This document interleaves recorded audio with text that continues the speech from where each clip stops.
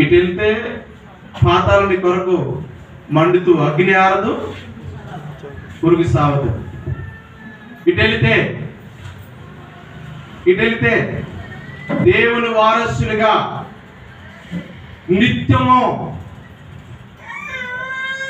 కుళ్ళు లేకుండా, కుతంత్రాలు లేకుండా, పాపము లేకుండా, పాపం అనే దానికి చోటు లేకుండా ఉన్నటువంటి స్థలము కావాలా? నీ కొరకే మరుగుతున్నటువంటి అగ్ని కావాలా?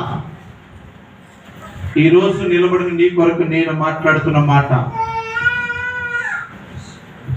ఈ అపవాది నీ ఆధ్యాత్మిక జీవితం మీద దెబ్బ కొడుతూ, ఆత్మీయత అనేది నీకు లేకుండా చేస్తూ, ఈ లోకములోనే నిన్ను మునిగేటట్టుగా చేస్తూ ఉన్నాడు. నీవు ఆ రోజు ఆదాము అవ్వల దగ్గర నుండి మోసపుచ్చబడిన అపవాది నుండి దేవుడు పిలుస్తున్న పిలుపుకు దూరం అయిపోతూ దాక్కుంటూనే ఉన్నావు.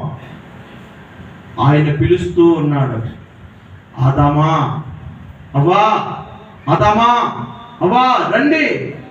ఎక్కడికి వస్తావు? ఏమి కలిగి ఉన్నావు నువ్వు? దిగంబరత్వం కలిగి ఉన్నావు. హల్లెలూయా! దిగంబరత్వం కలిగి ఉన్నావు.